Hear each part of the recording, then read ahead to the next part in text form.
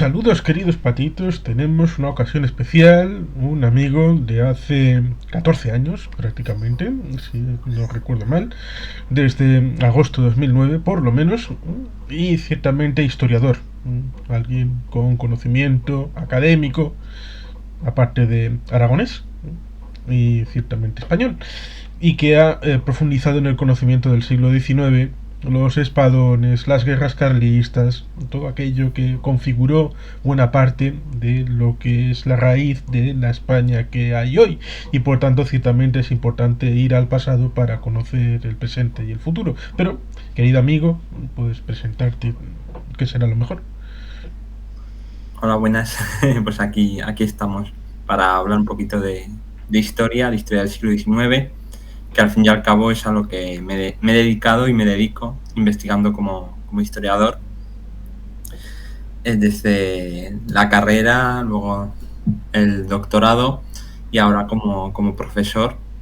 Ahora estoy además trabajando en Burgos, en la Universidad Isabel I, y desde allí me dedico tanto a la docencia en historia como a la investigación y también con la editorial La Esfera de los Libros, a la publicación de obras divulgativas como España con honra, esa historia del siglo XIX español, un siglo XIX español largo, 1793-1923, y luego también colaboro con otras editoriales que igual también conocéis, como Despertaferro, que es más historia militar, y bueno, vamos labrando y abonando el terreno de la historia, que es importante conocerla.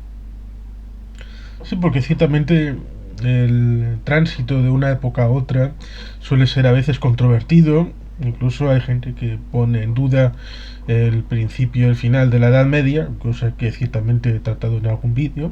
Y ciertamente la convención era que la Edad Media en teoría comienza en el 476 con la deposición de Rómulo Augustulo y digamos que termina para dar pie a la siguiente etapa bien con Constantinopla en 1453 con la caída de esta egregia ciudad oriental o con el descubrimiento en 1492. Pero ciertamente, si uno mira a la etapa en España, con ese libro, un último que has citado de divulgación, 1789 sería el año de la Revolución Francesa, que también tiene importancia por aquello de los pactos de familia, la situación de los Borbones, con lo cual ciertamente puede tener una cierta vinculación a ambos lados de los Pirineos. Esa fecha para ese largo siglo XIX, en contraste con lo que decía Hobsbawm, que decía el corto siglo XX, aquel que iba de 1914 a 1989. Sí, bueno, todo lo que comentas, en los historiadores e historiadoras tenemos esas convenciones historiográficas que nos son útiles en cierta medida para compartimentar la historia en grandes bloques, pero que no tienen por qué ajustarse a una realidad exacta, ¿no? Y luego vamos intentando encajar según procesos, por eso van variando, ¿no? Los siglos para los historiadores no tienen 100 años generalmente, y las épocas, sus principios y sus finales son variables, son artificiales y a posteriori. Un habitante de Roma del 476 no vio en ese año el final de la Edad Antigua, ni el final de una era siquiera, porque seguía habiendo Imperio Romano en Oriente, seguía habiendo autoridades que reivindicaban, el propio Senado de Roma, la continuidad, o había los propios ostrogodos y otros pueblos germánicos intentaron legitimarse incluso en el Imperio Romano de Occidente, ¿no? En las estructuras que ya existían, ¿no? Y no me meto más ahí, que no es mi especialidad, ¿no? Pero es un corte que hemos puesto muy artificialmente. Pues lo mismo con el siglo XIX, con el siglo XIX español. Mencionabas a Hobsbawm, un autor de referencia para quien quiera adentrarse en la época contemporánea a nivel europeo y universal. Y Hobsbawm hablaba de un largo siglo XIX europeo, empezaba con ese simbólico año de 1789, con el inicio de la Revolución Francesa, que el inicio lo tenemos muy claro, esa primavera-verano de 1789, pero ¿cuándo acaba la Revolución Francesa? En 1794, cuando cae Robespierre, en 1799 con el golpe de Brumario de Napoleón Bonaparte, en 1815 con la segunda y definitiva caída de Napoleón, en 1830 con la definitiva caída de los Borbones en Francia, en 1848 con la Segunda República Francesa, ¿no? Y el siglo largo de Hobsbawm, siglo XIX largo, acaba en 1914-1918 con la Gran Guerra, y luego Primera Guerra Mundial, ¿no? Porque se cae abajo el mundo mentalmente, el mundo construido del liberalismo burgués del siglo XIX, de los Estados-nación, que se han enfrentado en esa gran guerra, y se abre esa etapa de entreguerras que culmina con la Segunda Guerra Mundial y esa devastación, ¿no? Y frente a ese siglo largo XIX de Hobsbawm europeo, el siglo corto, el siglo XX corto de 1918 a 1991, ¿no? Con el final de la URSS y de la Guerra Fría, ¿no? Y entonces con esas cronologías, con esa cronología inicial de Hobsbawm es con la que he jugado para intentar explicar la España del 19 que no siempre se ha entendido. También porque hemos cortado artificialmente en 1808, en 1898, en 1902, en 1923 o incluso en 1931. Y de todas las opciones posibles, yo he elegido 1793, 1923, 130 años. ¿Por qué? ¿Cuáles son los grandes procesos que hay que entender para comprender el siglo XIX y esa cronología, ¿no? Y se encajan en esa cronología? Pues fundamentalmente la creación del Estado-nación a través de la revolución liberal triunfante, pero una revolución liberal que no va a ser cosa de unos días, igual que en Francia, como he mencionado antes, y una revolución liberal que va a estar en constante conflicto y conflicto armado en guerras civiles contra la contrarrevolución, que en España tomará el cariz y el carácter del carlismo ya a partir de 1833, ¿no? Entonces ese es el gran proceso: Estado-nación, revolución, contrarrevolución.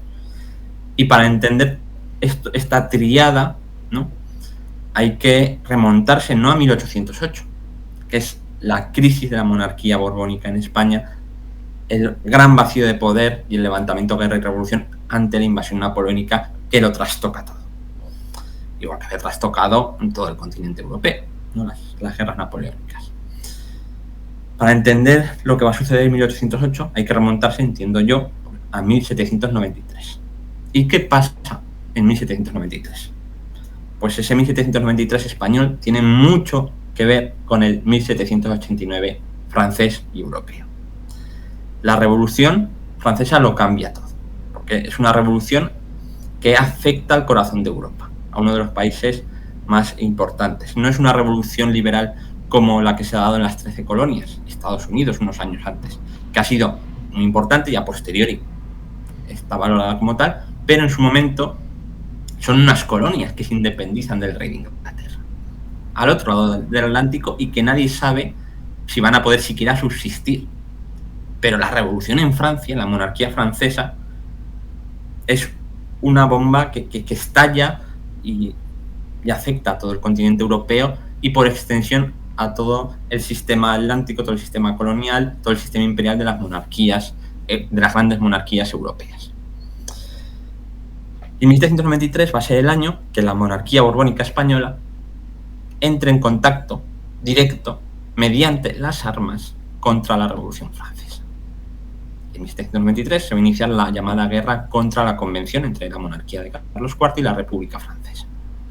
Guerra que va a tener todo ese frente pirenaico, va a tener tres grandes frentes: el frente del oeste en el País Vasco, el frente pirenaico central, que es un frente secundario, y luego el frente catalán y del Rosellón al este, ¿no?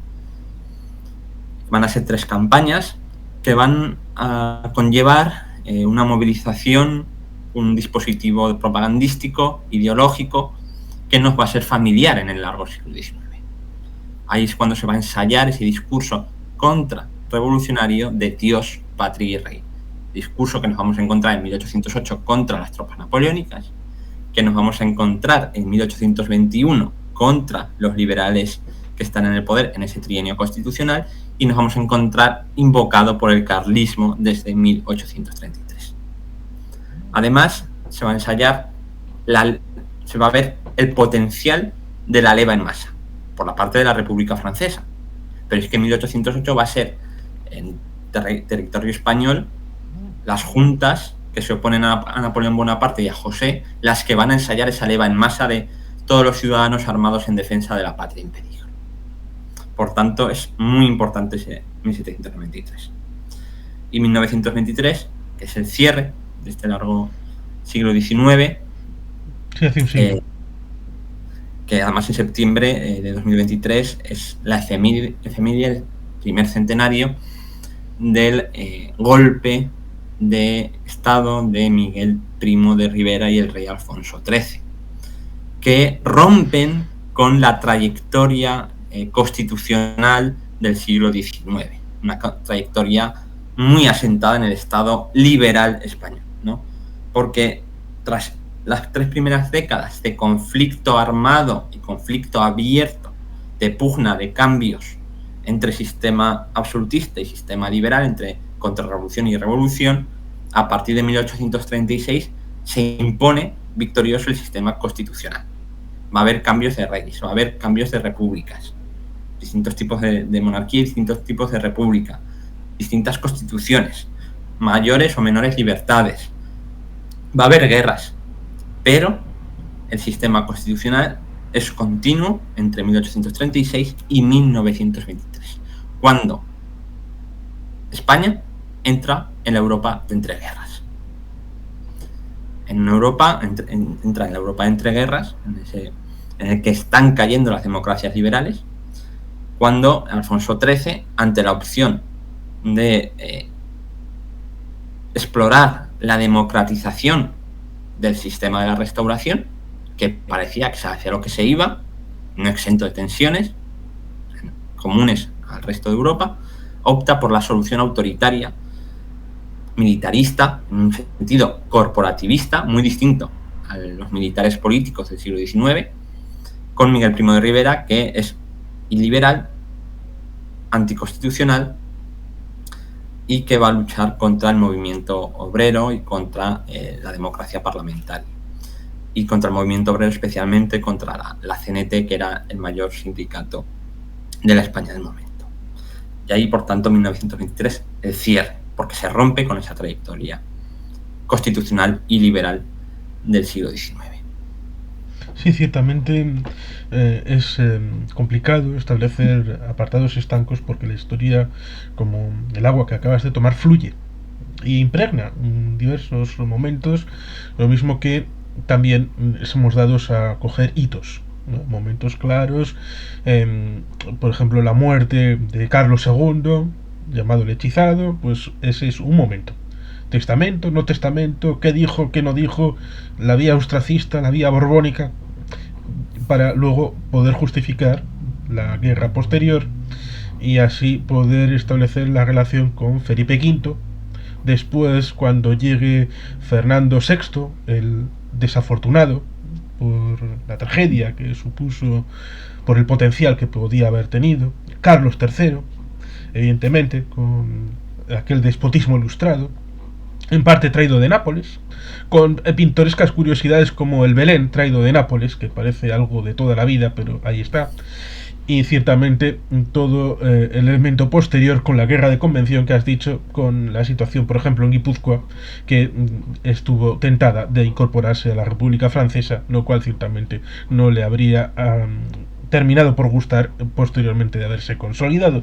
Pero sí, ciertamente todo tiene un impacto en el momento y en como vemos ahora. Ciertamente la política comparada, pues en todos los momentos la situación en los diversos países, por ejemplo la Revolución Francesa, a un Locke, pues le impacta a la hora del discurso político que va a tener a un Bentham y ciertamente a lo que luego posteriormente sería la respuesta de Bentham, que será Stuart Mill, con lo cual ciertamente el pensamiento político y la realidad de los historiadores y los politólogos también, pues tenemos esas interconexiones entre materias y en el espacio-tiempo, con lo cual ciertamente es importante darle el protagonismo a esos hechos, pero también darles el relato para poder ponerlos en un cierto orden que sea comprensible.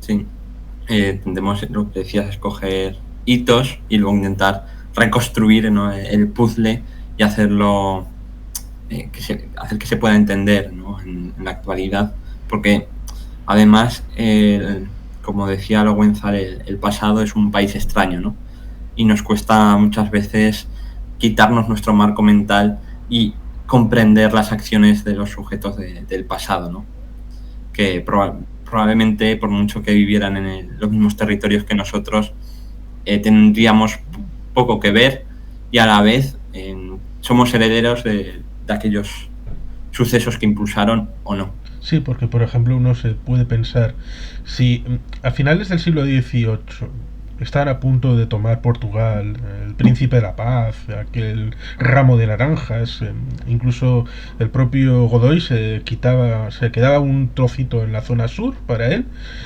¿cómo es posible que luego se dé el paso a que Napoleón tenga que entrar en España para invadirla con el pretexto de llegar a Portugal? Con lo cual, ciertamente, salvo que te pongas en el momento y entiendas qué conceptos había, qué situaciones políticas, qué relaciones de poder había en aquel momento, pues ciertamente puede llegar a ser incomprensible.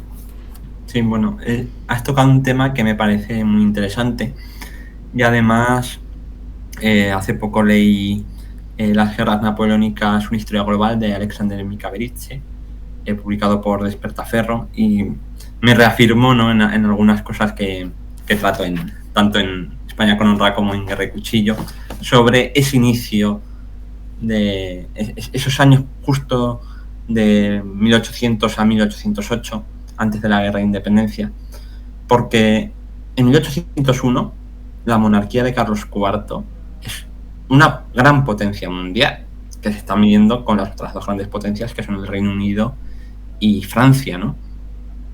Y en 1801 Godoy se permite desobedecer o no desconocer los tratados y los acuerdos con Napoleón, que al fin y al cabo era un cónsul de Francia, y Godoy inicia la invasión de 1801 de Portugal. En mayo de 1801 la inicia por su cuenta, sin esperar a los aliados franceses, y firma la paz cuando le apetece, cuando cree que, bueno, ha derrotado rápidamente al ejército portugués en la frontera, firma la paz, se queda Olivenza, lo vende como un gran logro y ya está, ¿no? En cambio, en 1808 Godoy está preso de la geopolítica, no tiene poder interno más allá del favor de los reyes, no tiene peso exterior, está entre la espada y la pared, y solo puede poco menos que mendigar el apoyo de Napoleón frente a la facción de Fernando VII, ¿no?, del entonces príncipe de Asturias.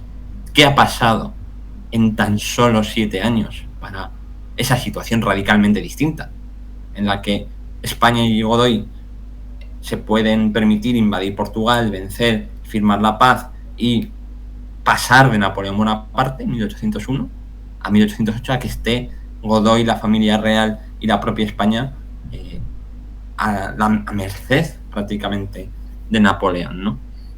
Lo que ha ocurrido, hay que elevar también el marco más allá de los meros sucesos políticos, es una tremenda crisis económica. Una crisis económica contra la que era difícil luchar con los resortes de la época. Incluso hubiese sido difícil luchar en la actualidad, ¿no?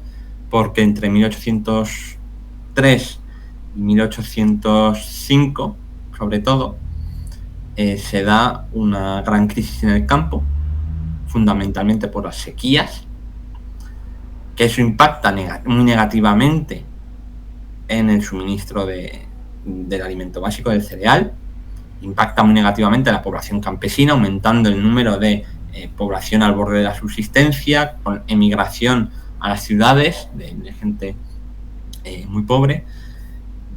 Eso se junta también con que al estar mal el campo por la sequía, la cría caballar es desastrosa y eso afectará muy negativamente al ejército, a la caballería. Y luego también se produce una crisis sanitaria, ya que los principales puertos, desde Barcelona a Cádiz, van a estar afectados por la fiebre amarilla, una epidemia importante de fiebre amarilla, que eso también va a afectar a la marinería de la Real Armada, que tenemos 1805 Trafalgar. También se suma una crisis comercial que se deriva de la derrota de Trafalgar y el bloqueo del comercio atlántico por la Royal Navy y la incomunicación entre la España peninsular y la España americana, y esto también será importante para lo que sucederá después en la España americana y esas guerras civiles que vendrán en emancipaciones y nuevas repúblicas hispanoamericanas. Y, por si fuera poco, Napoleón Bonaparte, que en 1801 era un cónsul de la República, en 1808 es el emperador de Francia y que ha derrotado coalición tras coalición a todas las potencias europeas y domina el continente. ¿Qué puede hacer la España de la época, y en este caso Godoy y Carlos IV, ante esa situación? Sequía, epidemia, crisis económica y comercial, un poder geopolítico en Europa como Napoleón Bonaparte. Si entendemos esta sucesión de catastróficas desdichas, ¿no?, que se coaligan, entenderemos mejor la crisis de 1808 y cómo, a continuación, con la invasión napoleónica y con esas tropas viviendo sobre el terreno, se va a producir una reacción masiva de la población civil contra las tropas invasoras que vienen a esquilmar a un país ya que ha sufrido esa crisis, ¿no? Quizá con el añadido que quizá a alguno le pueda resultar interesante o complejo, tal vez, para meter un trozo más, como es la respuesta portuguesa, trasladando la Casa Real al otro lado del Atlántico, a Río de Janeiro, y al llamado de Napoleón, ir a Bayona, Carlos IV y Fernando VII. Sí, es un tema interesante también. Bueno, la familia real portuguesa, los Braganza, no los pilla Junot en Lisboa cuando llega Junot a Lisboa acaban de zarpar la flota, está viendo las velas prácticamente, ¿no? Les fue justo. Sí, tuvieron suerte. Sí, en el caso español, Godoy sí que pone sobre la mesa la retirada a Sevilla y de allí a Cádiz y posiblemente ir de allí a México, pero Carlos IV no acepta el plan de abandonar la España peninsular, ¿no? Que hubiese pasado, aquí entramos en la historia contrafactual, sí, también. Contrafactual, por ejemplo, como en mayo-junio de 1940, que hubiera pasado si el gobierno de entonces de Francia, en vez de ir a Bretaña, en vez de ir a Burdeos, que es lo que hizo, hubiera ido a Bretaña y pasar el canal en dirección a Londres para luego ir a Argelia. Es una situación que tiene ecos en diversos escenarios en la historia. Sí, son esos easy, ¿no? Y hay más que la historia está la ciencia ficción, que también, bueno, pero es un tema interesante también plantearse esas preguntas. El caso es que la historia fue de otra manera y tenemos que explicar por qué. En el caso, en 1908, la familia real acaba cayendo españoles en la trampa de Bayona, abdicando en uso de su soberanía como reyes del antiguo régimen, en Napoleón, que a su vez da una carta otorgada, que es el Estatuto de Bayona, y coloca en el trono de Madrid a su hermano José Bonaparte, José I de España e Indias, que será rey, lo que le dejen, hasta 1813, rey de España. Hasta que le dejen, porque además de lo que sabemos, ¿no?, que la propia guerra, el levantamiento de buena parte de los españoles contra su poder y su autoridad, hay que tener presente que muchas veces no se comenta tanto, me dedico un poquito en el libro a contarlo, que uno de los grandes obstáculos a José I como rey de España se llamó Napoleón Bonaparte. Napoleón Bonaparte y los generales de Napoleón Bonaparte que actuaban en España a las órdenes directas de Napoleón y no del rey de España, que era José. Y ya la puntilla fue cuando en 1810 Napoleón desgajó parte del reino de España para gobernarlo directamente. Luego bien a través de departamentos, como en el caso catalán, bien a través de sus generales, a través de gobiernos militares en el norte del Ebro, que oficialmente no daban cuentas a José sino a Napoleón, por lo cual estaba quitando una parte sustancial de su reino. Y eso llevó a José a presentar incluso su abdicación, pero Napoleón no se lo aceptó. Sí, fue complicado hacer oposición a Napoleón. Dicen que al que puso en los Países Bajos y al que puso en Suecia tuvo una cierta prestanza a la hora de hacer una política efectiva distinta, pero ciertamente José I pues no tuvo la disponibilidad, y en ese año 1810 se hizo una primera división territorial de la organización de España, que resulta curioso porque los nombres venían derivados de accidentes geográficos, aunque tiene una cierta pervivencia porque se puede ver la distribución luego que hará Javier de Burgos en 1833 respecto a esta de 1810 ciertas similitudes. Algunas hay. Sí, sobre todo en las capitales provinciales muchas veces intentan que esté equidistante de todos los puntos de la provincia, ¿no? Que es la malla que intentó la Revolución Francesa hacer. Sí, en realidad el sistema provincial español es heredero o muy similar al departamental francés, ¿no? Además, tanto en la división territorial como en el modelo de Estado que se va a intentar implantar a través del Poder Ejecutivo Central, el gobierno, los gobernadores civiles, que reciben distintos nombres. En el caso francés son los prefectos, aquí gobernadores civiles, jefes políticos, y luego que tienen al cargo la provincia. Lo que pasa es que en el caso español va a haber un elemento que no existe en el francés, o no, desde luego no con esa fuerza, que es el poder provincial. El poder provincial representado por la Diputación Provincial, ¿no? En el caso español es un sistema, incluso con los moderados, más descentralizado que el francés, por ejemplo. Y las provincias en realidad son un gran éxito del siglo XIX, porque está el ensayo afrancesado, está el ensayo del trienio constitucional 1820-23, pero la demarcación definitiva de las provincias con Javier de Burgos, como comentabas, en 1833, prácticamente se va a mantener prácticamente sin cambios hasta la actualidad. Va a haber cambios nimios. Entonces es un logro muy estable del siglo XIX. A veces se dice, no, en el XIX todo cambiaba, no tenía pervivencia nada. Y no, hubo cosas como las provincias que se han mantenido, o estructuras del Estado que se han mantenido, o incluso ahora que en los últimos años se cambia tanto la ley de educación, la ley Claudio Moyano de educación de 1857 se mantiene hasta bien entrado el siglo XX, hasta el franquismo, vamos.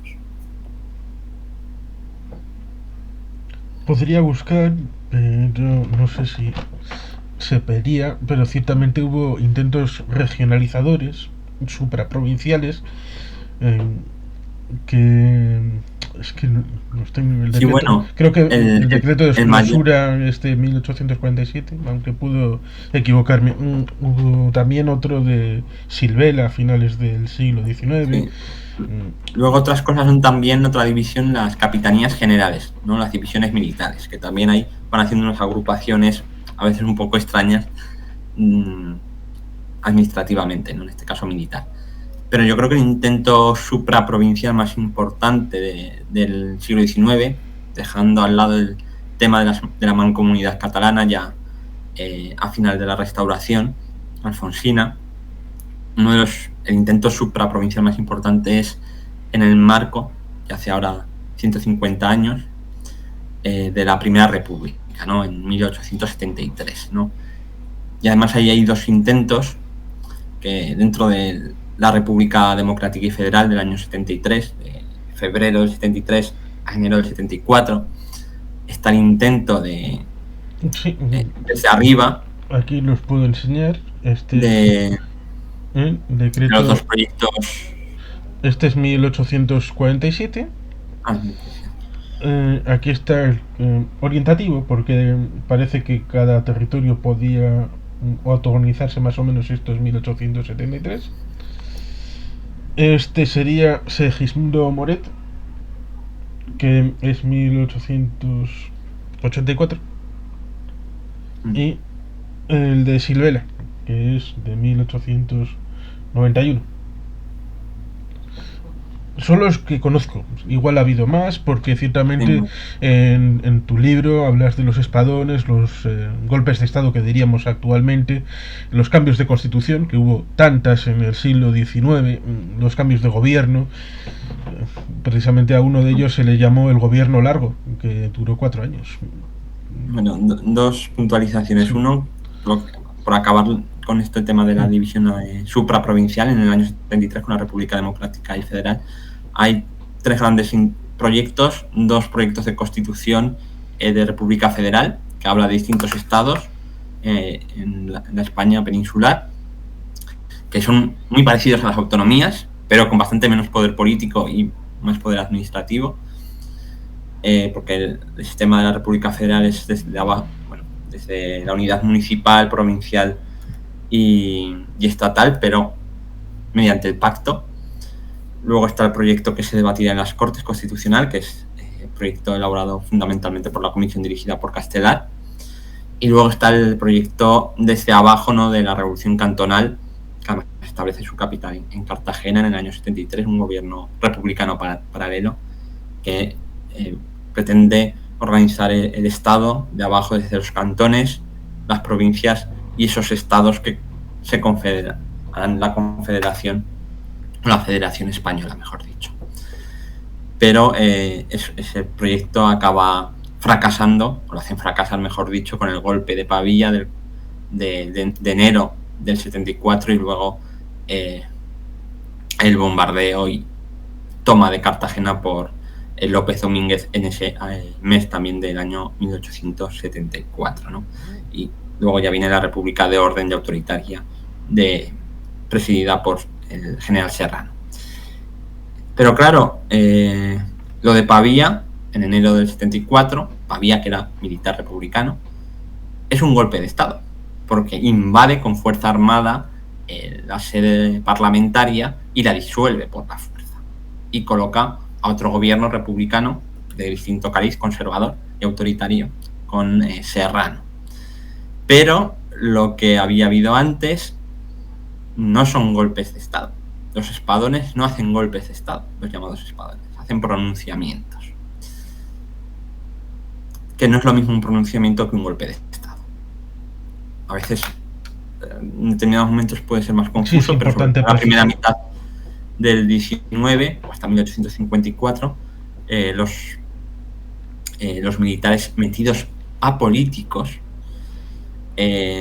cuando hacen un pronunciamiento, la dinámica es generalmente desde la periferia, pronunciarse con un entramado civil, político, y demandar al poder central que la voluntad de la nación no es la del gobierno y que se tiene que cambiar. Lanzan un manifiesto y esperan que la nación se exprese a través de juntas, a través, en el 54, de barricadas, se adhiera y fuercen al poder central a un cambio, que es lo que hace Riego y luego las juntas en la primavera, en el invierno-primavera de 1820, que imponen a Fernando VII la Constitución.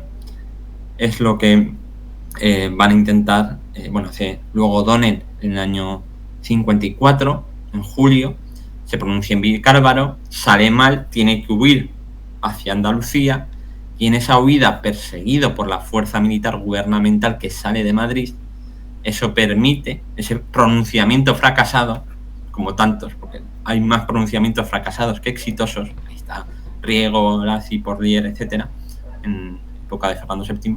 Bueno, cuando el pronunciamiento de O'Donnell fracasa y tiene que huir, como el ejército le persigue, el ejército gubernamental, eso posibilita que en Madrid triunfe la revolución, cuando se erigen decenas y decenas de barricadas por todas las calles de Madrid, rodeando también el Palacio Real.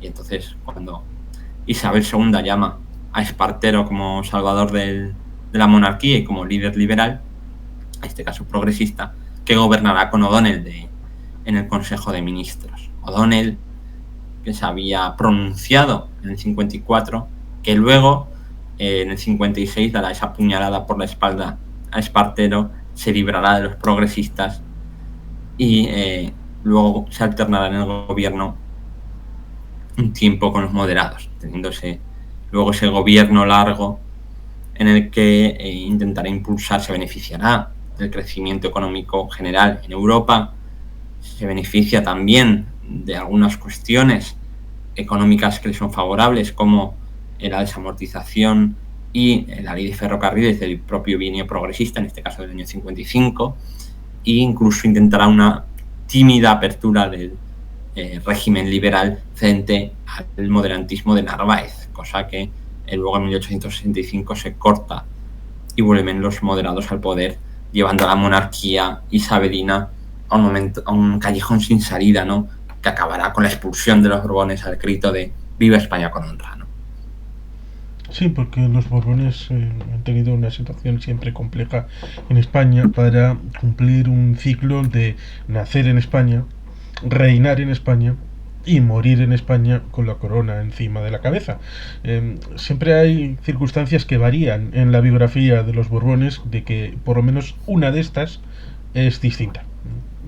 Y ciertamente es recordado en tierra vasca que Isabel II de España, porque luego tendremos a Isabel II de reciente fallecimiento en el Reino Unido, pues ciertamente pasará por el Hotel Londres de San Sebastián en dirección al exilio.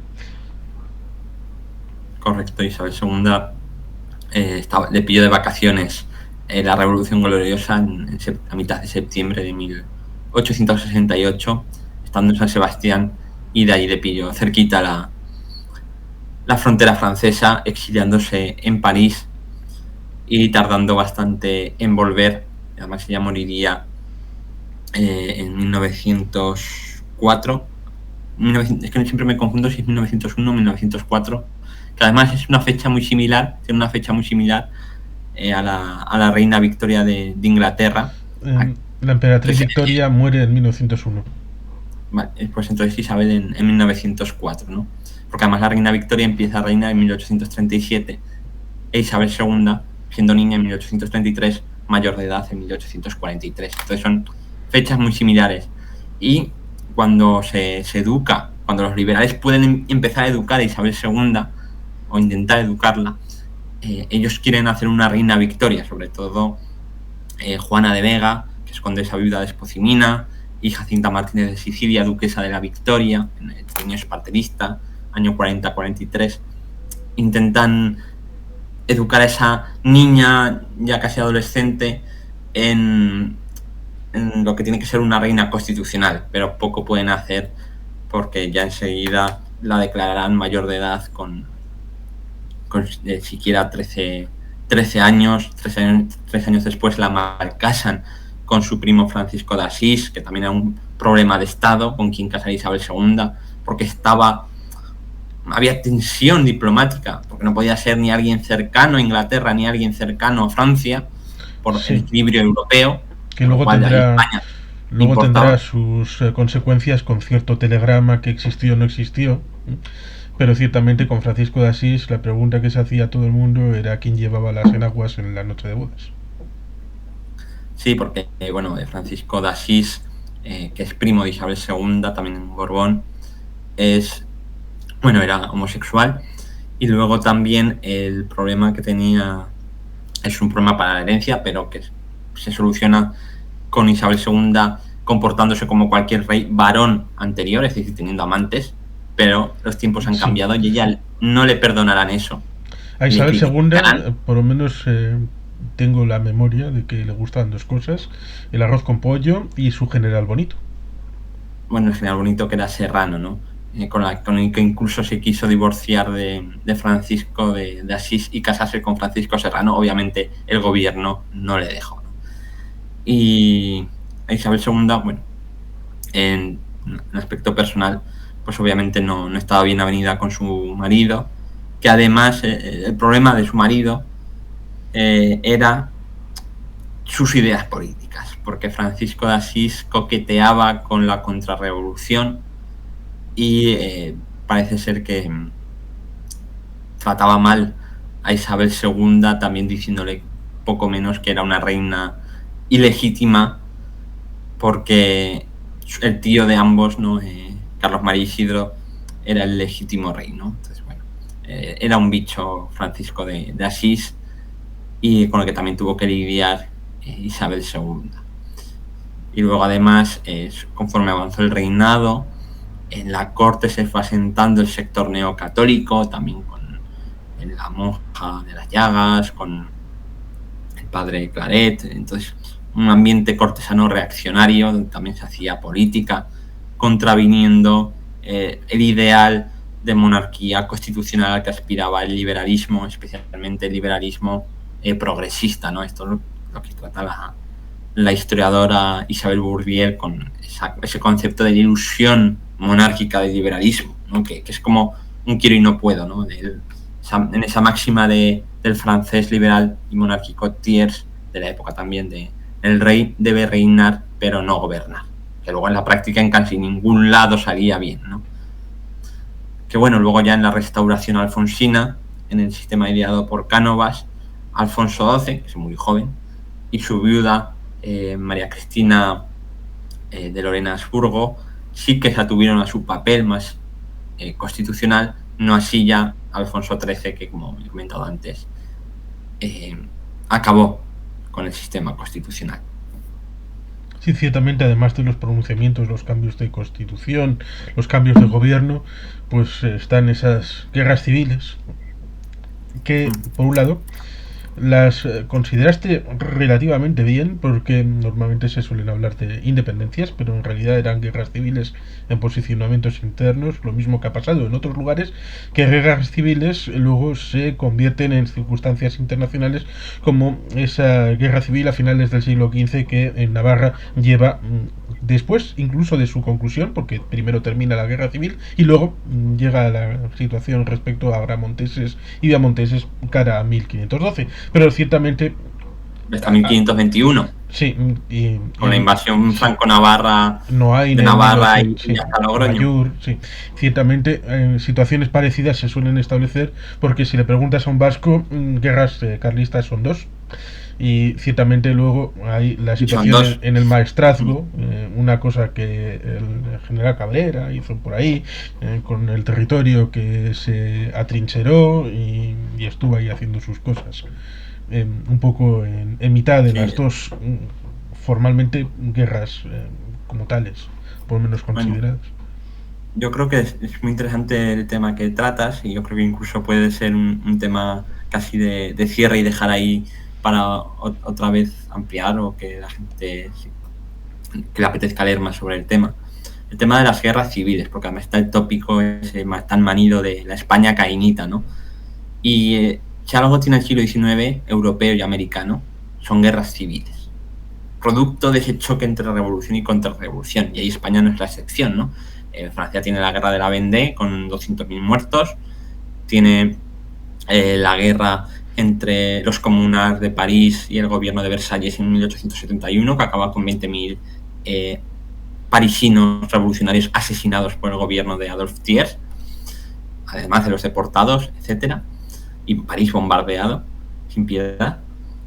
Portugal tiene las guerras liberales entre 1828 y 1834. En Hispanoamérica también hay unas cuantas guerras civiles. Estados Unidos tiene su gran guerra civil en el año 61-65, sin contar la guerra de independencia de las 13 colonias, que es también una guerra civil. Y España tiene dos grandes guerras civiles, que son las dos guerras carlistas, la de 1833-1840, que tendrá sus tres grandes focos País Vasco, Navarra, Aragón, norte de Valencia, Castellón y Cataluña, además de focos secundarios en Extremadura, Ronda, Galicia, etcétera. Y la Segunda Guerra Carlista, 1872-1876, con más o menos la misma geografía, ¿no? Porque el carlismo se acaba territorializando en determinados puntos de España.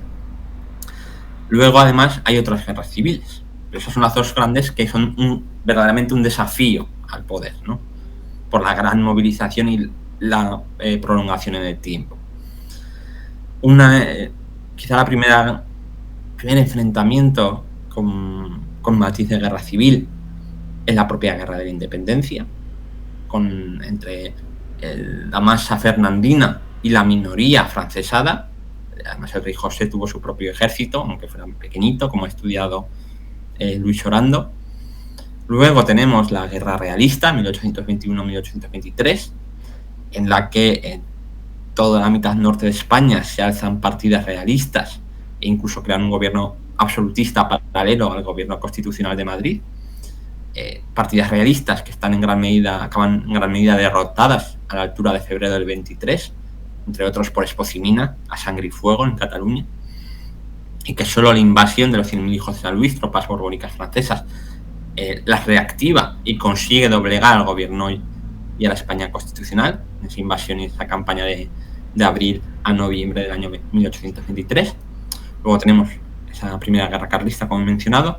Luego tenemos el ciclo revolucionario del año 46-49, que es un ciclo revolucionario europeo. Y ahí acaba de salir la tesis de Ignacio García de Paso, que en España tiene barricadas progresistas y demócratas en Madrid y Sevilla, tiene partidas republicanas en Huesca, tiene partidas republicanas en Cataluña, en Despeñaperros, y tiene insurrección campesina e insurrección carlista en Cataluña, es Matiners, ¿no?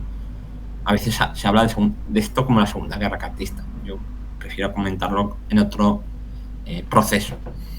Y luego se cierra el ciclo con esa gran guerra carlista del año 72-76, en el que, por cierto, se da la Guerra de los 10 años en Cuba, que es una guerra civil, y se da también la Revolución Cantonal, que es otra guerra civil, ¿no? En el año 73-74. Sí, porque ciertamente si nos metemos en elementos que son importantes en el siglo XIX, estrictamente hablando, está la participación en la intervención en México. Por ahí está Benito Juárez, el emperador Maximiliano, Prim estaba allí. Ciertamente la participación en Indochina, de la mano de los franceses. Sí, de ahí ha salido ahora, que quiero echar el ojo, un número de Despertaferro, sí, me parece, sobre ese tema, que tiene que ser también, que es muy interesante. Yo he leído también, poquito. También está en Marruecos. Y lo del Pacífico, en Perú. Sí, la guerra del Pacífico, ciertamente. Y en Marruecos, quizá de todas al final son expediciones, sobre todo de la Unión Liberal, de la época del gobierno de la Unión Liberal, década de 1860, de decir, España todavía está ahí. La situación, ¿no?, particular de República Dominicana. Mientras, sí, que se mientras el norte y el sur están ahí con sus cosas, pues hubo una facción en República Dominicana que pidió la vuelta de España a aquellos lugares. Y luego también de todas estas intervenciones que tiene el plano geopolítico, también está la intervención en Portugal en 1847, la intervención en Estados Pontificios también en 1849. Es decir, que España todavía tenía esa presencia diplomática y militar internacional. Pero quizá de todos estos conflictos, uno de los más interesantes es la guerra en Marruecos en el año 59-60, porque es una explosión nacionalista que invade desde los sectores más reaccionarios a los sectores más progresistas del republicanismo, ¿no? Y tiñe España de rojigualdas y de contribuciones patrióticas. A los soldados que murieron allí no les pareció tan patriótico, pero ahí, por ejemplo, también es donde adquiere gran carisma el general Prim, ¿no? Es que se convierte en un nuevo centauro carismático, el concepto además que utiliza Alberto Cañas de Pablos, y que luego será el líder del Partido Progresista y líder de la Revolución Gloriosa del 68, que echa a los Borbones e inicia el sexenio revolucionario. Sí, y movimientos interesantes que en elementos más sectoriales, pero también importantes como es la propia bandera, que evidentemente tiene una utilización, por ejemplo, en 1808, porque proviene del mar, pero como los marinos no pueden luchar, sobre todo con la derrota en Trafalgar, por lo cual ciertamente esa bandera baja a tierra y progresivamente se va utilizando. Esa bandera utilizada en teoría para identificar a las naves, que es la bandera roja igualda, o por ejemplo en la unificación de la moneda, que será en 1869, y también con la pues, peseta. la peseta, y por supuesto Amadeo de Saboya, todas las circunstancias que hubo y que incluso vinculan con la guerra franco-prusiana, como decíamos sucintamente con ese telegrama que fue no fue respecto de los alemanes que querían poner o no poner el juego geopolítico una vez más. Sí, sí, de nuevo detrás de la guerra franco-prusiana, el casus belli en 1870 es quien ostenta la corona de España, ¿no? Por lo cual España todavía importaba en el panorama geopolítico europeo. Y con la bandera que has mencionado, la cuestión de los símbolos es muy interesante, daría para muchas conversaciones.